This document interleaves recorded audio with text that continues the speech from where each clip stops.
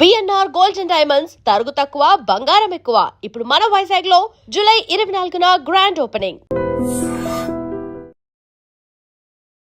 నమస్తే, welcome back to IT media. నేను మీ ఝాన్సీ. ప్రస్తుతం మనతో గ్యాస్ట్రో సర్జన్ డాక్టర్ శ్రీమన్నారాయణ గారు ఉన్నారు ఫ్రమ్ మెడికవర్ హాస్పిటల్ నుంచి.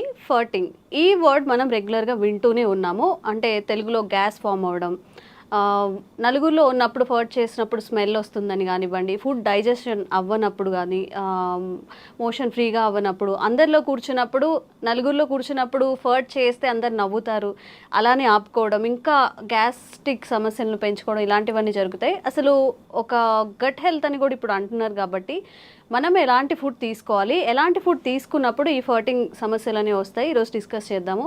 నమస్తే సార్.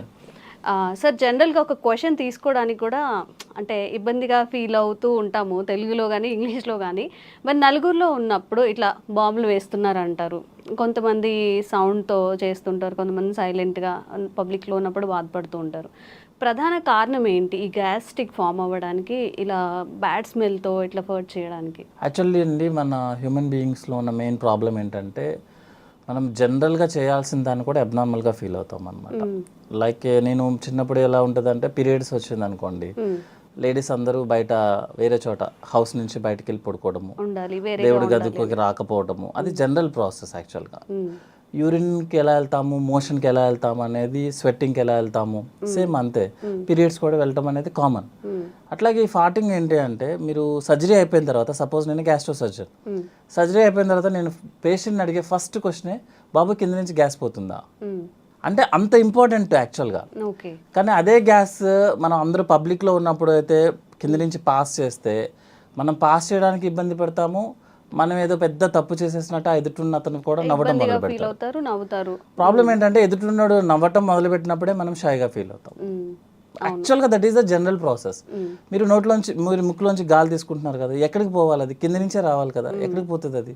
సేమ్ అదే కాన్సెప్ట్ కదా. సో అంత కామన్ దాన్ని మనం చాలా అబ్నార్మల్గా చేసి, ప్రాబ్లం ఎక్కడ వస్తుంది అంటే, సపోజ్ ఆయన కంప్లీట్గా గ్యాస్ పాస్ చేయలేదు అనుకోండి, ఆ గ్యాస్ మొత్తం లోపల అక్యుములేట్ అయిపోతుంది. అక్యుములేట్ అయిపోయి పెథలాజికల్ బ్యాక్టీరియాస్ రైజ్ అవుతాయి. దాన్నే పాష్ వర్డ్ ఈజ్ గట్ హెల్త్ అనమాట. సో గట్ హెల్త్ ఏంటంటే, సపోజ్ మనం హై ప్రోటీన్ తీసుకుంటున్నాం, high protein high fatty meals తీసుకుంటున్నాం అనుకోండి, అది కంప్లీట్గా మనకి డైజెషన్ అవ్వకుండా మోషన్లోనే వచ్చేస్తుంది అనమాట. సో మోషన్ని మనం ఎక్కువసేపు హోల్డ్ చేస్తే ఏమవుతుందంటే, మనకు లోపల బ్యాక్టీరియాస్ ఉంటాయి. పాలు పెరుగవడానికి కావాల్సిన బ్యాక్టీరియా ఎంత గుడ్ బ్యాక్టీరియా ఉంటుందో, సేమ్ మన బాడీలో కూడా బ్యాక్టీరియా ఉంటుంది. ఆ బ్యాక్టీరియాని మనకి డైజెషన్ చేయాలి. సపోజ్ మీరు ఎక్కువసేపు ఆ ఫ్యాటీ మీల్ని, ప్రోటీన్ మీల్ని బాడీలో ఎక్కువసేపు ఉంచుకున్నాం అనుకోండి, అది డైజెషన్ అయ్యి బ్యాడ్ స్మెల్ని క్రియేట్ చేస్తుంది. సో జనరల్ ఫార్టింగ్ అనేది, జనరల్ గ్యాస్ పాస్ చేయడం అనేది స్మెల్ ఉండదు ఎప్పుడు. ఎక్కువగా ఇట్లా ఇబ్బంది అయ్యి, మనం పాస్ చేయడం కష్టం అయ్యి, లేకపోతే బాత్రూమ్స్కి వెళ్లకుండా నెగ్లెక్ట్ చేసి, వర్క్ హడావుల్లో చాలా మంది మార్నింగ్ వెళ్లకుండా, సరే నైట్ టైం హ్యాపీగా రిలాక్స్ అయినప్పుడు వెళ్దాంలే అనుకొని నెగ్లెక్ట్ చేసిన వాళ్ళకి ఏంటంటే ఎక్కువ స్మెల్ వస్తుంది అనమాట. So but both are same. అదేమి డిసీజ్ కాదు, అదేమి తప్పేం లేదు. ఇంకొకటి ఏంటంటే, మనం జనరల్గా మంచిగా గ్యాస్ పాస్ చేస్తేనే మనకి గట్ హెల్త్ బాగుంటుంది యాక్చువల్లీ. దానికోసం మనం కొత్తగా ఏం ట్రై చేయాల్సిన అవసరం లేదు. ఇంకొకటి ఏంటంటే, మనము మోషన్ పాస్ చేయాలని ట్రై చేయొచ్చు, కానీ బై మనం ఓన్ ప్రకారము మన గ్యాస్ని మనం ఓన్గా పాస్ చేయలేము. గ్యాస్ అనేది పైనుంచి మొత్తం క్లీన్ చేసుకుంటే దానికి ఆటోమేటిక్గా పాస్ అవ్వాలి తప్ప, మనం సపరేట్గా వెళ్ళి బాత్రూంలో కూర్చున్నంత మాత్రం గ్యాస్ పాస్ అవ్వదు. అంటే అంత ఇంపార్టెంట్. గుడ్ ఫుడ్ తీసుకుంటేనే ఇట్లా గ్యాస్ పాస్ చేయడం ఇలాంటివి అవుతాయి. ఎక్కువగా హై వెజిటేబుల్స్ తీసుకున్నప్పుడు, ఫైబర్ ఫుడ్ ఎక్కువ తీసుకుంటున్నప్పుడు గట్ హెల్త్ చాలా బాగుంటుంది. అది బాగున్నప్పుడు ఏంటంటే మనకి గ్యాస్ చాలా ఫ్రీగా పాస్ అవుతుంది. సపోజ్ గ్యాస్ మనకి ఫ్రీగా పాస్ అవ్వలేదు, స్మెల్ వస్తుందంటే అర్థం ఏంటంటే మనం బ్యాడ్ ఫుడ్ తీసుకుంటున్నాం. బ్యాడ్ ఫుడ్ అంటే like fatty food, high fatty food, ఎక్కువ ఆయిల్ యూజ్ చేయడము, ఎక్కువ ప్రోటీన్స్ తీసుకోవడం వల్ల మనకు ఫార్టింగ్ స్మెల్ వస్తుంది. But passing of gas is very important. అందరిలో కామన్ గా ఉండాలి అంటారా ఈ ఫార్టింగ్ అనేది? ఫార్టింగ్ అనేది కాదండి, మనకి యాక్చువల్గా ఏంటంటే రోజుకి ఒకసారి మోషన్ పాస్ చేయాలి కదా.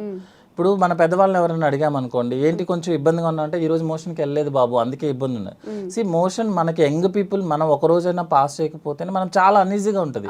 మీరు ఎంత ఫుడ్ తినండి, ఎంత పెద్ద కంపెనీస్లో ఉండండి, అయినా సరే మీకు మార్నింగ్ వెళ్ళలేదు అనుకోండి, యూ ఫీల్ లైక్ అసలు మీరు ఇబ్బంది ఉన్నట్టు అనమాట. అంటే మీరు ఉన్నట్టే ఫీలింగ్ రాదు, ఆకలి వేయదు. మోషనే అంత ఫీలింగ్ ఉంటే గ్యాస్ పాస్ చేయడం అనేది ఇంకా very important actually. So gas కింద నుంచి పాస్ చేయడం అనేది చాలా ఇంపార్టెంట్, దాన్ని అవాయిడ్ చేయాల్సిన అవసరం లేదు. ఇంకోటి ఏంటంటే మనం ఎవరి కోసమో మన యూరిన్ పాస్ చేయడం ఆపేసిన, గ్యాస్ పాస్ చేయడం ఆపేసిన, ఇట్ విల్ బ్లాక్ అయినప్పుడు మన పేగంతా ఉబ్బిపోతుంది లోపల. సో నెక్స్ట్ ఏంటంటే మూమెంట్ అనేది పైనుంచి కిందకు ఉండాలి. మీరు గ్యాస్ కింద నుంచి వస్తుంది, మీరు ఆపేశారు, గ్యాస్ కింద నుంచి పైకి తంతుంది.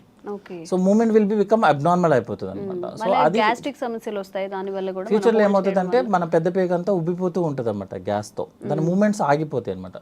సో గ్యాస్ పాస్ చేయడం అనేది వెరీ నార్మల్, అది పాస్ చేయాలి కూడా యాక్చువల్లీ. సార్ జనరల్ గా ఏదైనా ఒక ఇష్యూ తీసుకున్నప్పుడు అస్సలు మోషన్ ఫ్రీగా అవ్వకపోవడం, ఫర్టింగ్ రాకపోవడం అది కూడా డేంజరస్. అండ్ అలాగే ఎక్కువగా ఫర్ట్ చేస్తూ ఉంటారు. ఇప్పుడు మీరు అన్నట్టు సరే షై లేకుండా పెద్దవాళ్ళు ఉంటారు, ఒక 50+ లేకపోతే 45+ ఉన్నప్పుడు ఎక్కువగా ఫర్ట్ చేస్తున్నా లేకపోతే ఎక్కువగా మోషన్కి వెళ్తున్నా, ఇది కూడా ఏదైనా సిండ్రోమ్ కిందకి మారే అవకాశం ఉంటుంది. జనరల్గా ఎక్కువగా ఫర్టింగ్ చేస్తున్నారు అంటే అర్థం ఏంటంటే వాళ్ళ ఫుడ్ తీసుకునేది అన్డైజెస్టెడ్ ఫుడ్ మెటీరియల్ ఎక్కువ తీసుకున్నట్లు లెక్క. ఓకే, లైక్ కార్బోహైడ్రేట్ డ్రింక్స్ తీసుకోవడం కానీ, లేకపోతే మన protein high protein non vegetarian ఎక్కువ తీసుకోవడం కానీ, ఆయిలీ ఫుడ్ ఎక్కువ తీసుకోవడం కానీ, వెజిటేబుల్స్ తగ్గించుకోవడం కానీ జరిగితే ఏమవుతుందంటే మనకి లోపల మోషన్ బ్లాక్ అయి ఉంటుంది అనమాట. మనం ఈరోజు తిన్నాం అనుకోండి ఒక ఫుడ్ ఐటమ్ ఏదన్నా, అది 3-4 డేస్ వరకు మోషన్లో పాస్ అవుతూనే ఉంటుంది. ఓకే, మన మోషన్ మూమెంట్ ఎట్లా అంటే అండి 1 మీటర్ ముందుకు వెళ్తుంది, 1/2 మీటర్ వెనక్కి వస్తుంది యాక్చువల్గా లోపల బాడీ లోపల. సో ఈజీగా చెప్పడానికి చెప్తున్నాను అనమాట. 1 మీటర్ ముందుకు తోస్తే మోషన్ 1/2 మీటర్ వెనక్కి వెళ్తుంది. అంటే మోషన్ అనేది లోపల సర్క్యులేట్ అవుతూనే ఉంటుంది. సో మంచి ఫుడ్ తీసుకోకపోతే, లైక్ బ్యాలెన్స్డ్ డైట్ అంటాం, అంటే హై ఫైబర్స్ తీసుకోకపోతే, వాటర్ తాగకపోతే, ప్రోటీన్ ఎక్కువ తీసుకున్నా, ఆయిల్ ఎక్కువ తీసుకున్నా మోషన్ మూమెంట్ ఉండదు. ఆ మోషన్ మూమెంట్ ఉండకపోవడం వల్ల లోపల ఉన్న బ్యాక్టీరియా మోషన్ని మెటబలైజ్ చేస్తుంది, చేసి గ్యాస్ని రిలీజ్ చేస్తుంది, ఎక్కువ రిలీజ్ చేస్తుంది.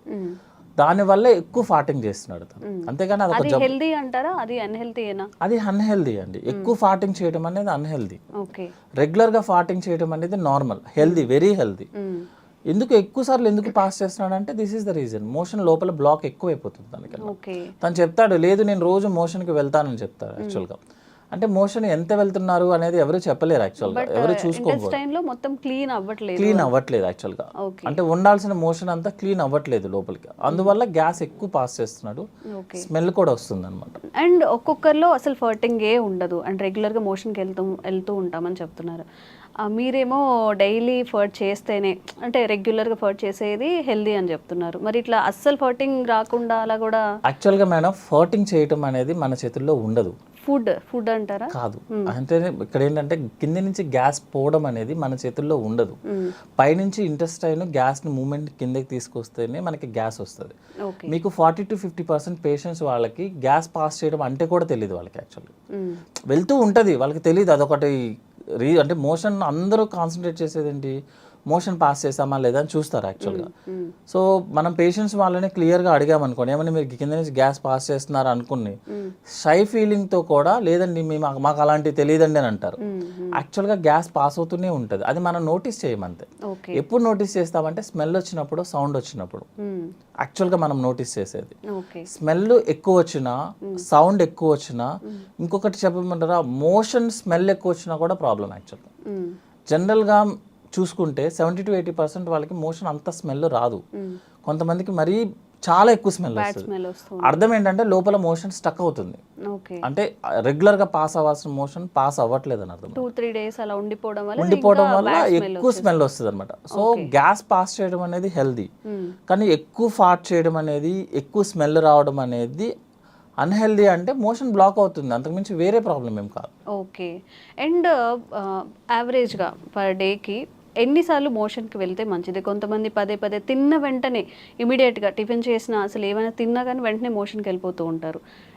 ఇది కరెక్టే అంటారు? ఇది మంచిదేనా? అసలు పర్ డేకి ఎన్నిసార్లు మోషన్ అయితే మంచిది అంటారు? జనరల్గా అండి మా దాంట్లో ఫార్ములా టైప్లో ఉంటాయి అనమాట. యాక్చువల్ డెఫినేషన్ ఆఫ్ కాన్స్టిపేషన్ అన్న వర్డ్ యూజ్ చేస్తే రోజుకి ఒకసారి లేకపోతే మినిమం 2 daysకి ఒకసారి, దట్ ఈస్ నార్మల్.